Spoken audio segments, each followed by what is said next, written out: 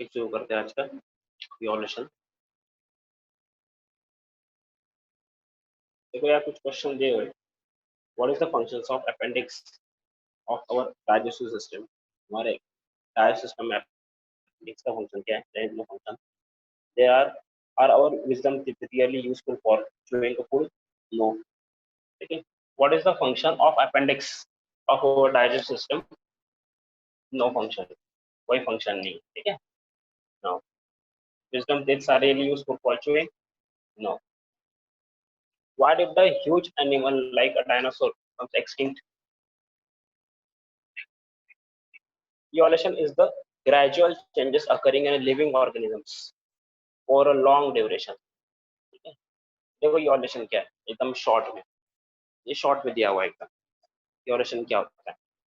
evolution मतलब किसी भी लिविंग ऑर्गेनिज्म के बॉडी स्ट्रक्चर में अगर एकदम शॉर्ट चेंजेस होते हैं, ठीक है, धीरे धीरे चेंजेस अगर हो रहे हैं बट कंटिन्यूस, लेकिन वो चेंजेस कंटिन्यूस रहते हैं, ठीक है, that is called as evolution. This is a very slow growing process. This is a very slow growing process through which development of organism is achieved. All the stages in change occurred in various components ranging from stars and planets in the space to the biosphere present on the earth. देखो हम लोगों ने evolution life span of planets भी हम लोगों ने देखा था, स्टार्स एंड प्लैनेट। ठीक है, स्टार और प्लैनेट कैसे दुनिया में आते हैं, कैसे वो अपनी लाइफ और कैसे उनका एंड होता है। तो वैसे ही बायोस्फीयर जो अर्थ के ऊपर उसका भी है, it will also changes. It is a very slow growing process, ये बहुत धीरे चलने वाली प्रोसेस है, बहुत स्लो। ठीक है, it may takes thousands of years to be see a very remarkable change. Remarkable change देखने के लिए कुछ हजार साल भी लग सकते हैं। ठीक है, 100 सालों में या 200 सालों में चेंजेस नहीं दिखाई देते, अगर चेंजेस देखने होंगे तो 1000 साल भी रुकना पड़ सकता है। Now Earth should be included study of evolution. Formation of a new species due to changes in a specific characters of a several generations of living organisms as a response to natural selection is called as evolution. देखो evolution की definition यहाँ दी हुई है और दूसरे language में, a formation of new species. Again, formation of new species due to changes in a specific characters, due to changes in a specific characters of a several generations. Okay, how many generations? It may be 100 generations no, of living organisms as a response to a natural selection. Okay, natural selection. What is the natural selection? हम लोग पढ़ने वाले आगे जाके natural selection क्या, it's called as the evolution, और उसे हम लोग इवोल्यूशन कहते हैं। किसी भी लिविंग ऑर्गेनिज्म के नए स्पीशीज का फॉर्मेशन होना। नई स्पीशीज कैसे फॉर्म होती है? अचानक से नहीं आती है इस दुनिया में, तो पहले जो स्पीशीज इस दुनिया में होती है उसी स्पीशीज में थोड़ा सा चेंज होते जाता है और वो चेंज होके एक नई स्पीशीज हम लोग को दिखाई देती है आफ्टर थाउजेंड्स ऑफ ईयर और after hundreds of generations of that species. ठीक है, 3.5 billion years ago life had been non-existence on the earth. अब अर्थ के ऊपर 3.5 बिलियन ईयर्स पहले कोई भी लाइफ नहीं थी। ठीक है, Earth form before 4.2 billion years ago. Earth का फॉर्म हुई 4.2 बिलियन ईयर्स एगो। 4.2 बिलियन ईयर्स से लेकर 3.5 बिलियन ईयर्स तक कोई भी लाइफ नहीं रही अर्थ के ऊपर। After 3.5 billion years life starts. How the life starts? Life कैसे स्टार्ट हुई? देखो, at the beginning there have been only simple elements in the ocean of the earth, and simple type of organic and inorganic compounds may have been formed from those. ऐसा माना जाता है कुछ हजारों साल पहले, मतलब 3.5 बिलियन ईयर्स ago अर्थ solid form ले चुकी थी, और सॉलिड फॉर्म लेने के बाद अर्थ के ऊपर कुछ ऑर्गेनिक और इनऑर्गेनिक कंपाउंड्स बने। कौन से? सब Organics and some inorganic compounds are formed. ठीक है, ऑर्गेनिक और इनऑर्गेनिक कंपाउंड अर्थ के ऊपर फॉर्म हुए थे, और ये जो ऑर्गेनिक और इनऑर्गेनिक कंपाउंड्स है एक दूसरे के साथ फाइन होके एक कॉम्प्लेक्स कंपाउंड बना. Okay, complex compound बना, and that complex compound is a proteins and nucleic acids. और वो कॉम्प्लेक्स जो कंपाउंड था वो था प्रोटीन और nucleic acid. May how to form for the long period from those simple compounds. ठीक है, ये जो सिंपल कंपाउंड्स थे may have form for the long period from those simple compounds. ये जो सिंपल कंपाउंड फॉर्म होने इनके लिए बहुत सारा टाइम पीरियड लगा, very long period, thousands of years लगे, उसके बाद में कंपाउंड फॉर्म हुआ.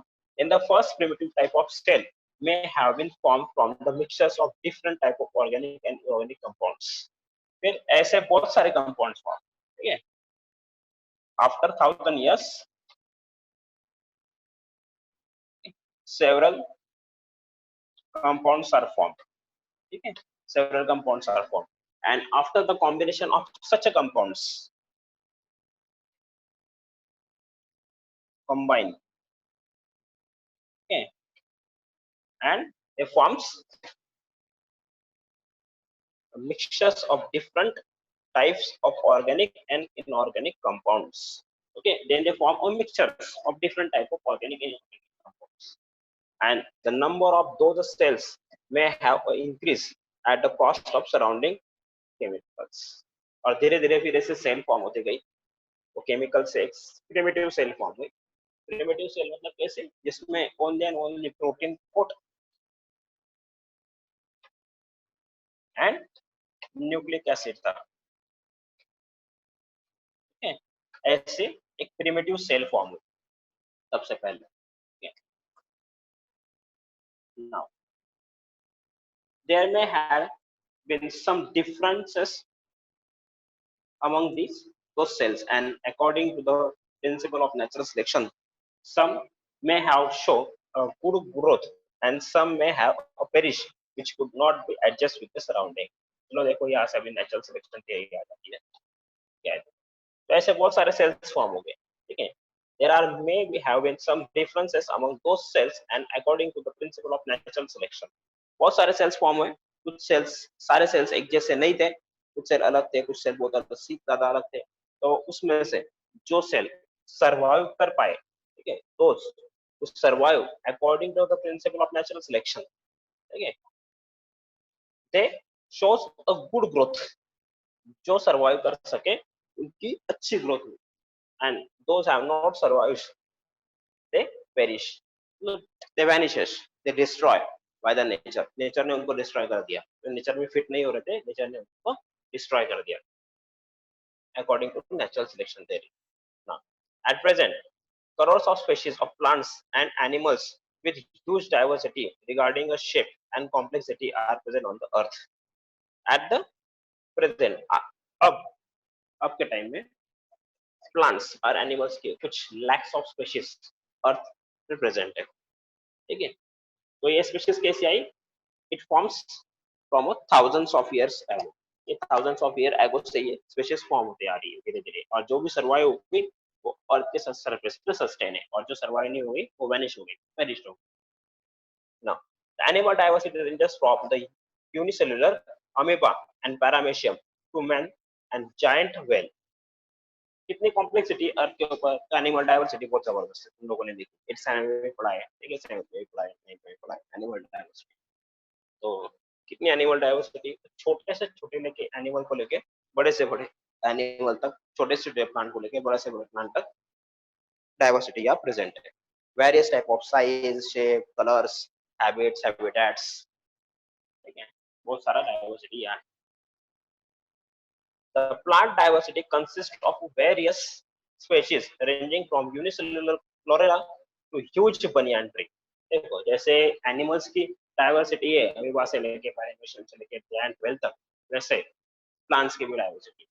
कॉलेरा, ठीक है, फ्लोरेला एक छोटा सा अलगी ग्रीन कलर का जो वाटर के अंदर रहता है, but it is a motile algae, और वो फोटोसिंथेसिस कर सकता है, इसलिए उसे प्लांट बोलते हैं. और ह्यूज बनियान ट्री तुम लोगों को पता ही है. The life exists on earth everywhere from equator to the both poles. Earth के पूरे सरफेस पे लाइफ प्रेजेंट है, ठीक है। पोल्स पे भी लाइफ है, बहुत कम है, ठीक है, बट है लाइफ, ठीक है। Bacteria also found there, bacteria microorganism वहां मिलते हैं। तो ये सारे पूरे अर्थ पे सब जगह प्रेजेंट है, entire earth covered by the living organisms. Organisms are present at all the places like air, water, land, rock, etc. अर्थ के ऊपर का ऐसा कोई प्लेस नहीं है जहाँ लाइफ नहीं है, ठीक है। लाइफ सब जगह है, in air also, in water also, land also, rocks also, and many other things. Now, humans have shown curiosity about the origin of life and the reasons for such a great diversity in a life present on the earth since the ancient period. तो humans को है ना, इस curiosity बहुत ancient period से है, ठीक है। अभी भी तुम लोगों को दिमाग में क्वेश्चन आते हैं, क्या लाइफ कैसे आई, दुनिया में सबसे पहले कौन आया, फिर हम लोग कैसे आए, ठीक है, हम किससे आए, हम लोग बंदर थे क्या, डायरेक्ट ह्यूमन आए क्या। ऐसे बहुत सारे थाउजेंड्स ऑफ क्वेश्चन हमारे माइंड में वैसे एंशिएंट पीरियड से भी ये क्वेश्चंस ह्यूमन के माइंड में आते रहे, और जब तक क्यूरियोसिटी है तब तक ह्यूमन उसका आंसर ढूंढने में लगा रहेगा। वैसे हम लोग थाउजेंड्स ऑफ ईयर से इसका आंसर ढूंढ रहे हैं। Now, different theories about the origin and evolution of life have been proposed till today, of which theory of gradual development of living organism is accepted. बहुत सारी theories, बहुत सारे scientist लोगों ने बहुत सारा रिसर्च किया, बहुत सारी हाइपोथेसिस, लॉजिकल रीजनिंग्स करके बहुत सारी theories प्रपोज की। कुछ theories चली, कुछ theories नहीं चली, वो हम लोग पढ़ने वाले की कौन सी theory अच्छी थी, कौन सी theory कैसी थी। उसमें से कुछ theories हम लोग को यहाँ दी हुई है, वो हम लोग पढ़ने वाले। उसमें से एक theory जो है वो दुनिया ने एक्सेप्ट की है, that is a gradual development of living organism is accepted. कौन सी theory है? Gradual development of living. ये जो theory है ना, ये एक्सेप्ट की गई है, ठीक है। उसे हम लोग मानते हैं और उसके हिसाब से अभी हम लोग स्टडी कर रहे हैं। Now big bang theory, internet पर सर्च कर लेना, ठीक है, मोबाइल तुम लोग के सबके पास है।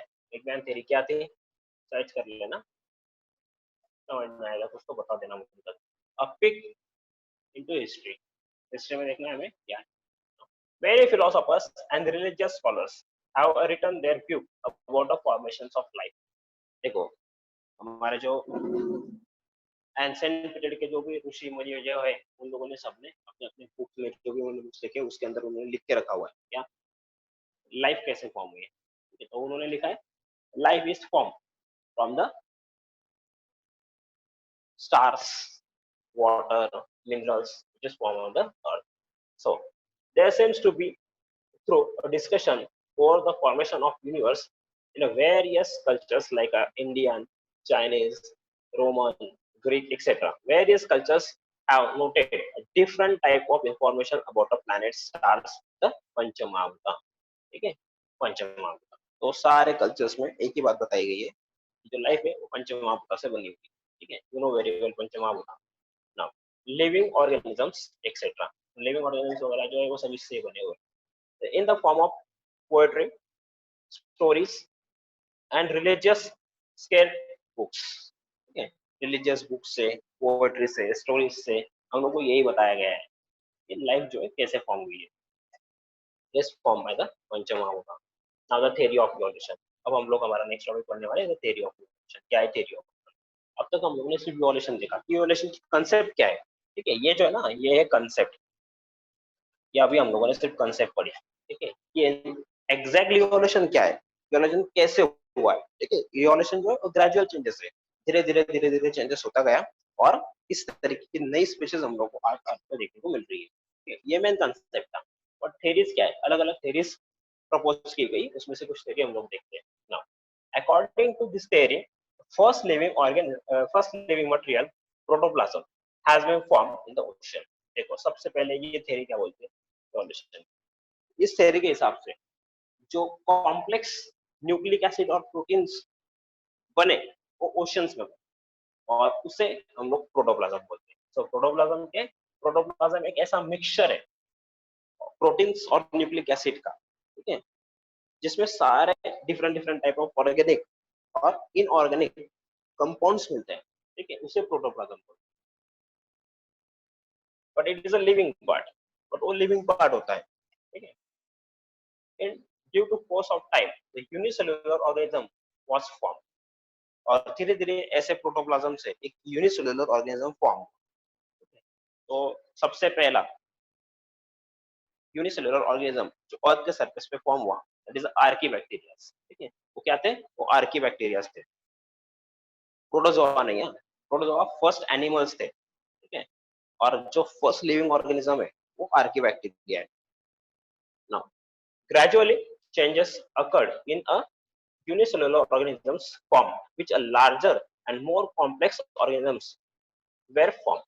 धीरे धीरे ये जो सिंगल सेलुलर एनिमल्स थे वो single cellular animals multi cellular animals हुए। मल्टी सेलुलर होने के बाद में धीरे धीरे उनकी बॉडी का ऑर्गेनाइजेशन बढ़ते गया, वो कॉम्प्लेक्स होते गए। ठीक है, और आज हम लोग को बहुत कॉम्प्लेक्स ऐसे ऑर्गेनिज्म दिखाई दे रहे हैं। ठीक है, अब हम लोग को इसी साल बॉडी ऑर्गेनाइजेशन के बारे में पढ़ना है। इसलिए तुम लोग इसके पहले ही पढ़ चुके हो, बता देता हूँ, समझ में आ जाएगा। कैसे? सेल, सेल के बाद ऑर्गन, ऑर्गन के बाद सॉरी सेल के बाद टिश्यू, टिश्यू के बाद ऑर्गन, ऑर्गन के बाद ऑर्गन सिस्टम। ठीक है, तो इस तरीके से बॉडी का ऑर्गेनाइजेशन रहा है। वैसे ही लिविंग ऑर्गेनिज्म का ऑर्गेनाइजेशन है। कुछ ऑर्गेनिज्म जो है ना वो सेलुलर लेवल ऑर्गेनिजम्स है, कुछ ऑर्गेनिज्म टिश्यू लेवल ऑर्गेनिजम्स है, कुछ ऑर्गन लेवल ऑर्गेनिजम्स है, कुछ ऑर्गन सिस्टम लेवल है। ठीक है, तो ऐसे ऐसे धीरे धीरे लेवल बनते हैं। पहले सेल लेवल थे, फिर उसके बाद में कॉम्प्लेक्सिटी बढ़ी, तो फिर टिश्यू लेवल ऑर्गेनिज्म आए। फिर टिश्यू लेवल ऑर्गेनिज्म आने के बाद में कुछ हजार सालों के बाद में और कॉम्प्लेक्सिटी बढ़ी, फिर ऑर्गन लेवल लेवल आए। ठीक है, वो धीरे धीरे डेवलप होते गए। हम लोग ये देखने वाले प्लांट एनिमल क्लासिफिकेशन चैप्टर। ठीक है, उसमें समझ में आएगा तुम लोग को, और बता दूंगा थोड़ा सा। Now all those changes were slow and gradual. ये सारे जो चेंजेस है, मतलब ये सेल लेवल से लेकर टिश्यू लेवल में आने के लिए बहुत सारा टाइम लगा। ठीक है, अचानक से वो सेल लेवल से डायरेक्ट टिश्यू लेवल में नहीं आ गए। बहुत सारा टाइम लगने के बाद में धीरे धीरे डेवलप होते गए। Duration of all this changes is at most 300 crore years. देखो क्या बोला गया, 300 करोड़ ईयर्स। ये चेंज देखने के लिए हम लोग को 300 करोड़ ईयर्स का टाइम लेना पड़ा, तब जाके हम लोग को ये चेंज दिखाई दे रहा है। ठीक है, now changes and development in living organisms had been all round and multi-dimensional, and this leads to evolution of a different type of organisms। देखो यहाँ क्या बोला हूँ, changes and development in the living organisms had been all round। मतलब ये जो changes थे वो किसी एक चीज में नहीं हो रहे थे। ठीक है, मतलब सिर्फ facial characters और body characters और eating habits और habitats, ऐसा कुछ नहीं। सारे टाइप के सब कुछ एक ही साथ हो रहा था, धीरे धीरे ऑल राउंड सब तरीके से। Facial changes, body changes, internal structure changes, tissue level organisation और ऑर्गन लेवल ऑर्गेनाइजेशन, सब सब जगह ऑल राउंड डेवलपमेंट हो रहा था, और मल्टी डायमेंशनल, और अलग अलग अलग अलग एरिया में, अलग अलग डायमेंशंस में। ठीक है, अलग अलग डायमेंशंस में स्ट्रक्चर डेवलपमेंट हो रहा है। And this leads to evolution of different type of organism, और फिर इस तरीके से डिफरेंट टाइप ऑफ ऑर्गेनिज्म बने। ठीक है, अब तुम लोगों को अगर समझ में नहीं आ रहा होगा कि डिफरेंट डायमेंशन कैसे और राउंड कैसे, तो मैं तुम लोग कुछ एग्जांपल्स देने वाला हूँ, उसमें समझा दूंगा तुम लोग को। ठीक है, समझ जाओगे। Hence this overall process is called as the evolution, और इस ओवरऑल प्रोसेस को हम लोग इवोल्यूशन बोलते हैं, which is the organizational progressive development of plants and animals from the ancestor having a different structural and functional organization is called as the evolution। ठीक है, तुम लोग इवोल्यूशन की डेफिनेशन भी लिख सकते हो। द प्रोग्रेसिव डेवलपमेंट, ठीक है, यहाँ से the progressive development of plants and animals from the ancestors having a different structural and a functional organization is called the evolution। ठीक है, ये डिफाइन है।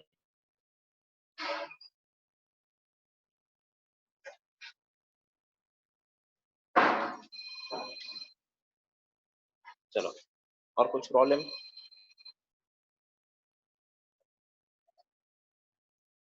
ठीक है, आगे बढ़ रहे हैं। Now evidences of knowledge।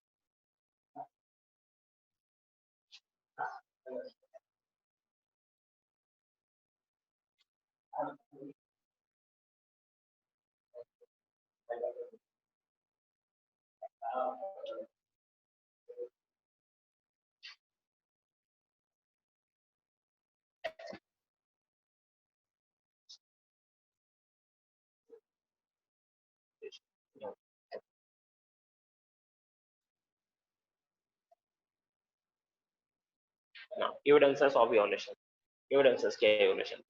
अब देखो हम लोगों ने तो थ्योरी एक्सेप्ट कर ली, gradual changes development theory accept कर ली, इसका प्रूफ क्या? साइंस में विदाउट प्रूफ हम लोग कुछ भी नहीं मानते, ठीक है? तो बिना प्रूफ के कोई थ्योरी हम लोग एक्सेप्ट करते ही नहीं है, तो इस थ्योरी को एक्सेप्ट करने के पीछे भी प्रूफ होगा। और वो जो प्रूफ है वो क्या है? जिस एविडेंसेस के भरोसे हम लोगों ने ये मान लिया कि हाँ ऐसा ही हुआ होगा और इसी तरह से हम लोग चेंज होते हुए आज इस दुनिया में इतनी सारी स्पेशल डेवलप हुई है, तो उसके जो प्रूफ है वो याद दिए गए हैं और हम लोग को प्रूफ देखने वाले हैं आज, ठीक है?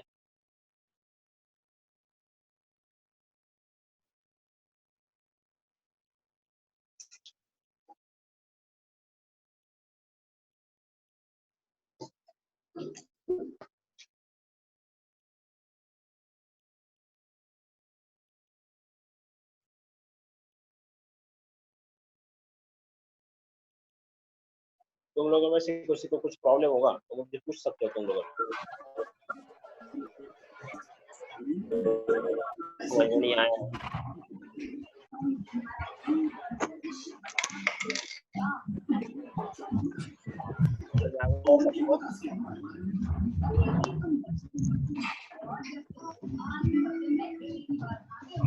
टॉपिक समझ में आया क्या?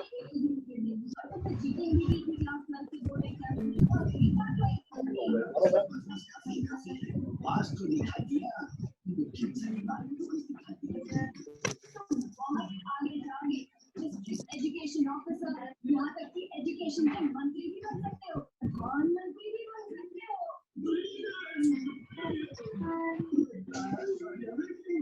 टीवी का आवाज होता है।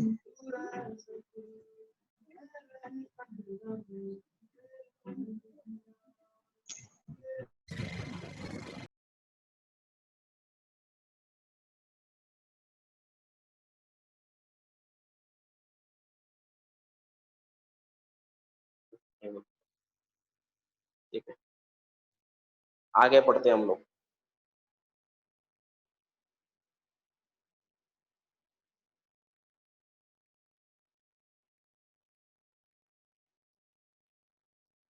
Evidences of evolution, evidences of evolution में क्या है? तो एविडेंसेस ऑफ इवोल्यूशन के कुछ पार्ट किए गए, अलग अलग अलग अलग पार्ट्स में उनको बांटा गया और उस तरीके से हम लोग उनको पढ़ते हैं।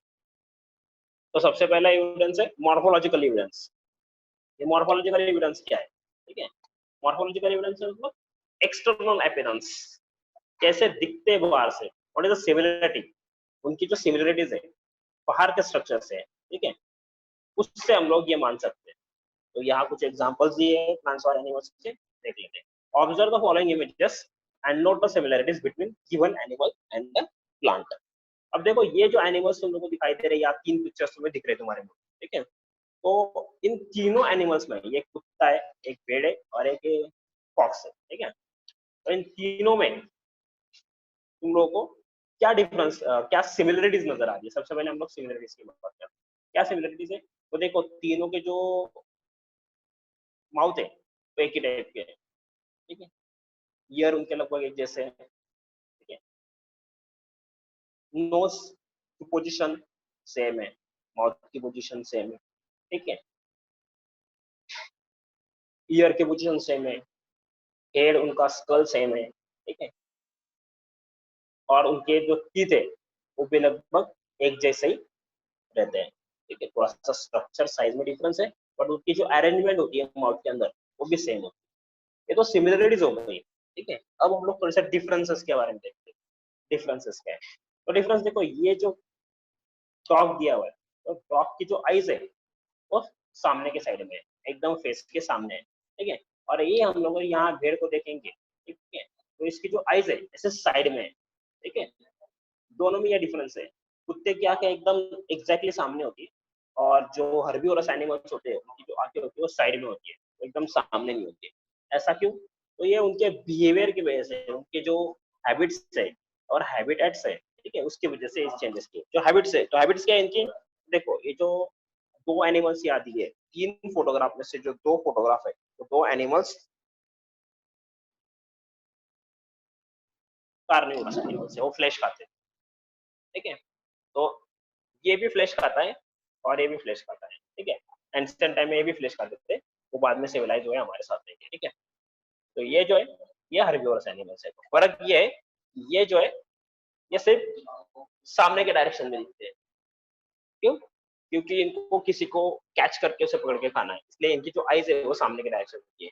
बट इनके जो आईज है वो 360 में रोटेट कर, सॉरी 180 में रोटेट करने वाले, जिनको 180 का व्यू दिखना चाहिए। मानो ये एनिमल यहाँ खड़ा है तो इसके आईज यहाँ दिए हुए हैं, ठीक है। या ऐसे क्या होगा कि ये इतना एरिया और इतना एरिया देख सकता है, क्योंकि इसे आजू बाजू में देखना होता है। ये हर्बिवोरस एनिमल्स की बात कर रहे हैं, ठीक है, इनकी बात कर रहे हैं। बट जो कार्निवोरस एनिमल्स होते हैं उनको सिर्फ सामने का एरिया देखना होता है, इसलिए उनकी आईज जो है वो सामने के पोजीशन पे दी हुई रहती है, ठीक है। तो इस तरीके से चेंजेस हुए उनकी बॉडी के अंदर। ये सिमिलरिटीज और कुछ डिफरेंसेस है, देख लेते हैं हम लोग। Various similarities like a structure of mouth, position of eyes, structure of nostrils, and the ear pinna, and a thickly distributed hairs on the body are seen in the animals. देखो animals में क्या है, इनके body पे भी hair है, इसके body पे भी हेयर है, इसके बॉडी पे भी हेयर है। ये सिमिलरिटी है। इसका नोज और इसका नोज, सबके नोज एक ही डायरेक्शन में एक ही पोजीशन पे है, ठीक है। इनके ईयर पिन्नास सेम पोजीशन पे। ये उनका सिमिलरिटीज हो गई, ठीक है। डिफरेंसेस भी हम लोगों ने देखी है। Now the similarities in characters like a leaf shape. अब प्लांट्स की बात करते हैं। प्लांट्स में क्या सिमिलरिटीज है? एक्सटर्नल स्ट्रक्चर देख रहे हैं हम लोग। एक्सटर्नल स्ट्रक्चर मतलब मॉर्फोलॉजी। नाउ लीफ देखो, इसका लीफ देखो, इसका लीफ देखो और इसका लीफ देखो, लगभग लीफ सेम है, ठीक है। थोड़ा बहुत चेंजेस है बट लगभग लीफ हम लोगों को सेम ही नजर आते हैं। लीफ वेनेशन, लीफ वेनेशन देखो, इसका रेटिकुलेट वेनेशन है, इसका भी रेटिकुलेट वेनेशन है और इसका भी रेटिकुलेट वेनेशन शो करते हैं। लीफ पेटियोल, लीफ पेटियोल देखो यार, सिंगल एक एक पत्ता, मेन ब्रांच से एक ही पत्ता, देखो मेन ब्रांच के साथ एक ही पत्ता अटैच है। सेम इसमें भी वही है, सेम इसमें भी वही है, ठीक है। इसी तरीके से उसका पेटियोल रहता है, ठीक है, etcetera. Occur in a case of plants, तो प्लांट्स में भी सिमिलरिटीज है। प्लांट्स के भले उसके स्ट्रक्चर अलग अलग होंगे, फ्रूट्स अलग अलग आते होंगे, टेस्ट अलग होती होगी, लेकिन उनके जो प्लांट के स्ट्रक्चर है वो सेम है, ठीक है। ब्रांचेस सेम आती है, लीफ का स्ट्रक्चर सेम है, फंक्शनल पार्ट सेम है। This indicate that there are some similarities in those groups, and hence it proves that their origin must be the same and must have a common ancestor. तो इससे हम लोग ऐसा बोल नहीं सकते कि ये जो हम लोगों ने ऊपर एनिमल देखे थे, ठीक है, ये तीनों एनिमल सेम एंसेस्टर से आए हुए हैं, क्योंकि तीनों के स्ट्रक्चर में बहुत सारी सिमिलरिटीज है। थोड़े बहुत डिफरेंसेस है बट सिमिलरिटी सबसे ज्यादा है, ठीक है। तो हम लोग ऐसा मान सकते हैं कि ये जो है तीनों एक ही टाइप के एंसेस्टर से बने हुए हैं, और थाउजेंड्स ऑफ ईयर्स के बाद में हम लोग को इनके बॉडी में थोड़ा सा चेंजेस नजर आ रहे हैं हम लोग को, ठीक है। तो इस तरीके से हम लोग से मान सकते हैं। This is the morphological evidences, ये मार्फोलॉजिकल एविडेंस है। दूसरे anatomical evidences, internal body structure, ठीक है, बोन्स का स्ट्रक्चर, इंटरनल बॉडी स्ट्रक्चर को हम लोग एनाटॉमिकल एविडेंसेस मानते हैं। अब इंटरनल बॉडी स्ट्रक्चर में देखो क्या है, तो सबसे पहले यहाँ एक स्ट्रक्चर ऑफ बोन्स दिया हुआ है, ठीक है, एक पिक्चर दिया है। तुम लोग अगर यहाँ देखोगे तो यहाँ चार अलग अलग बोन्स के स्ट्रक्चर दिए हुए, हैंड्स का फोर लिम्ब दिए हुए। Now human hand, four leg of ox, patagium of bat and लिवर ऑफ वेल।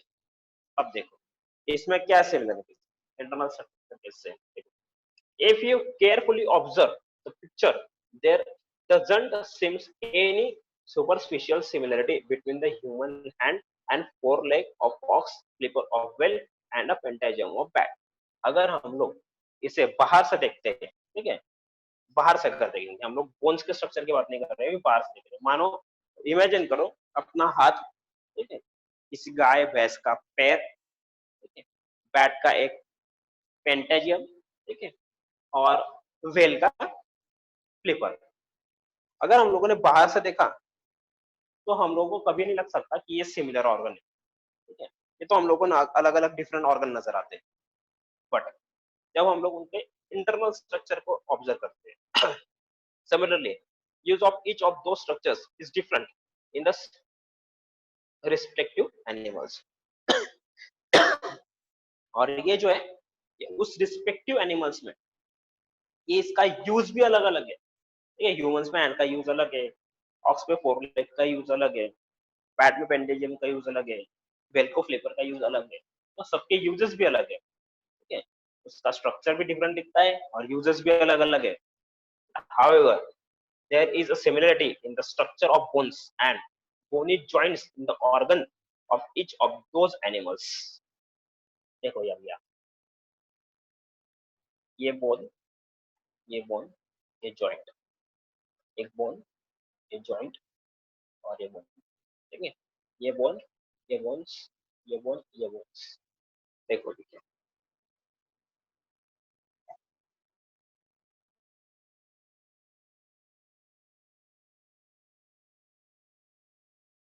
यहाँ सेम यहाँ प्रेजेंट है, सेम यहाँ प्रेजेंट है और सेम यहाँ प्रेजेंट है। स्ट्रक्चर भी देखो लगभग सेम है, ठीक है, स्ट्रक्चर भी देखो लगभग ऐसा है, ठीक है। सेकेंड थिंग, उसके बाद जो नेक्स्ट आते हैं उसमें दो बोन्स है, क्या देखो दो बोन्स है,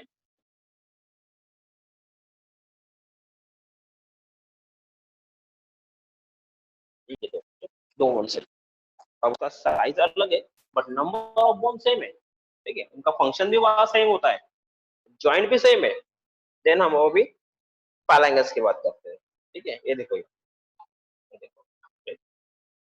अब देखो अगर तुम लोगों ने और ऑब्जर्व किया तो यहाँ देखो ये 5 फिंगर्स है यार, ठीक है, 5 फिंगर्स, यहाँ पे 2 ही दिखाई दे रहे हैं हम लोग को, बट यहाँ फिर से हम लोग को 5 दिखाई दे रहे हैं, ठीक है। यहाँ देखो फिर से ये एक छोटा सा और ये 4, ये 5 बनाते हैं, ठीक है, यहाँ पे भी 5 दिखाई दे रहे हैं, मतलब इनके जो नंबर ऑफ फिंगर्स है वो भी लगभग सेम है, ठीक है। उसमें जो फैलांगस है, छोटे छोटे बोन्स है, ठीक है, वो बोन्स भी छोटे छोटे ब्रॉड, ठीक है, और यहाँ पे भी सेम छोटे छोटे ब्रॉड बोन्स है जो एक दूसरे से अटैच है, ठीक है। देखो अगर हम लोग बोन्स का स्ट्रक्चर अगर ऑब्जर्व करेंगे एनिमल्स का, डिफरेंट एनिमल्स का अगर लेके, तो हम लोगों को उनके बोन्स के स्ट्रक्चर सेम नजर आते हैं, उनके नंबर सेम नजर आते हैं, उनके जो जॉइंट्स है वो भी सेम नजर आते हैं, ठीक है। तो इस पूरे स्ट्रक्चर को ऑब्जर्व करके हम लोग ये बोल सकते हैं these animals, these similarities indicates that those animals may have the same ancestor और common ancestor। हम इससे मान सकते हैं कि हाँ ऐसा हुआ होगा कि ये सारे के सारे एक ही टाइप के ऑर्गेनिज्म से डेवलप हुए या एंसेस्टर से डेवलप हुए, ठीक है। ये कुछ अलग सिचुएशन में चला गया इसलिए इसके बोन्स का यूज ज्यादा नहीं हुआ, या फिर ज्यादा हुआ तो उसके बोन्स कुछ अलग तरीके से डेवलप हो गए, इसके बोन्स कुछ अलग तरीके से डेवलप हुए, इसके कुछ अलग और इसके कुछ अलग। थाउजेंड्स ऑफ ईयर्स के बाद में जैसा जैसा यूज होते गए वैसे वैसे उनके बोन के स्ट्रक्चर्स में डिफरेंस नजर आते गए, ठीक है। और डिफरेंस के साथ साथ उनके ऑर्गन्स भी डिफरेंट दिखाई देने लगे क्योंकि वो डिफरेंट चीजों के लिए उसको यूज कर रहे थे, ठीक है, बट उनका इंटरनल स्ट्रक्चर सेम रहेगा, एक्सटर्नल अपीयरेंस थोड़ा चेंज हुआ। This is the anatomical evidences, ये एनाटॉमिकल एविडेंसेस है, ठीक है।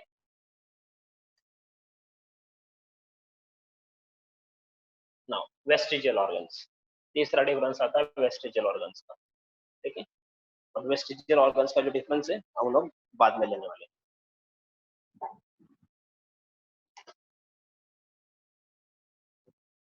हम लोगों को डिफरेंसेस बाद में लेने वाले वेस्टिजियल ऑर्गन्स का, ठीक है। आज जो मैंने टॉपिक पढ़ाया तुम लोग को वो था इवोल्यूशन, ठीक है, थियरी ऑफ इवोल्यूशन,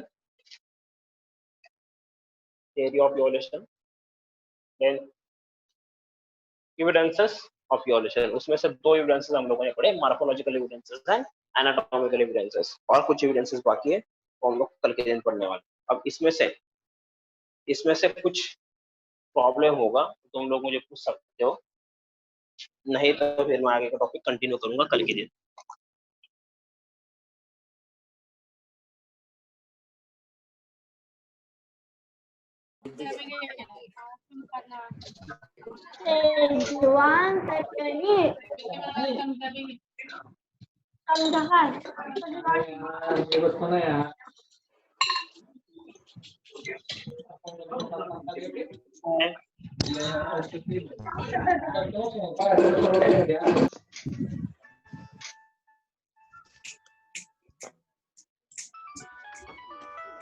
मम्मी